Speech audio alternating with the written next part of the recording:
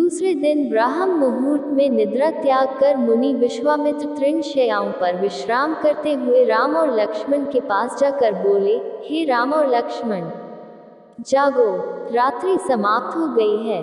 कुछ ही काल में प्राची में भगवान भुवन भास्कर उदित होने वाले हैं। जिस प्रकार वे अंधकार का नाश कर समस्त दिशाओं में प्रकाश फैलाते हैं, उसी प्रकार तुम्हें भी अपने पराक्रम से राक्षसों का विनाश करना है। नित्य कर्म से निवृत्त हो, संध्या उपासना करो, अग्निहोत्र आदि से देवताओं को प्रसन्न करो, आलस्य को त्यागो और शीघ्र उठ जाओ, क्योंकि अब सोने का समय नहीं है। गुरु की आज्ञा प्राप्त होते ही दोनों भाइयों ने शय्या त्याग दिया और नित्य कर्म एवं स्नान ध्यान आदि से निवृत्त होकर मुनिव के साथ गंगा तट की ओर चल दिए।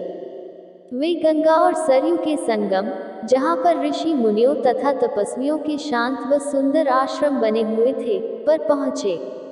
एक अत्यधिक सुंदर आश्रम को देखकर रामचंद्र ने गुरु विश्वामित्र से पूछा, हे गुरुवर, यह परम रमणीक आश्रम किन महर्षि का निवास स्थान है? राम के प्रश्न के उत्तर में ऋषि विश्वामित्र ने बताया, हे राम, यह एक विशेष आश्रम है। पूर्व काल में कैलाशपति महादेव ने यहाँ घोर तपस्या की थी। संपूर्ण विश्व उनकी तपस्या को देखकर विचलित हो उठा था।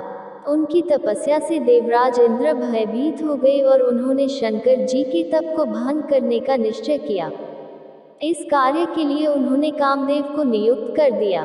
भगवान शिव पर कामदेव ने एक के बाद एक कई बाण छोड़े, जिससे उनकी तपस्या में बाधा पड़ी। क्रोध होकर महादेव ने अपना तीसरा नेत्र खोल दिया। उस तीसरे नेत्र की तेजोमयी ज्वाला से जलकर कामदेव भस्म हो गए। देवता होने के कारण कामदेव की मृत्यु नहीं हुई, केवल शरीर ही नष्ट हुआ। इस प्रकार अंग नष्ट हो जाने के कारण उसका नाम अनंत हो गया और इस स्थान का नाम अंगदेश पड़ गया। यह भगवान शिव का आश्रम है, किंतु भगवान शिव के द्वारा यहाँ पर कामदेव को भस्म कर देने के कारण इसे कामदेव का आश्रम भी कहते हैं। गुरु विश्वामित्र के आदेशानुसार सभी ने वहीं रात्रि विश्राम करने का निश्चय किया।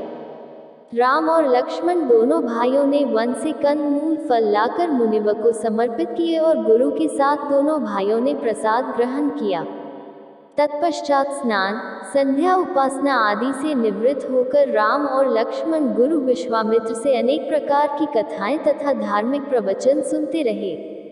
अंत में गुरु की यथोचित सेवा करने के पश्चात आज्ञा पाकर वे परम पवित्र गायत्री मंत्र का जाप करते हुए तृण शैयाओं पर जा विश्राम करने लगे। दोस्तों, अगर आपको ये वीडियो अच्छी लगी हो तो लाइक और सब्सक्राइब जरूर कीजिएगा। धन्यवाद।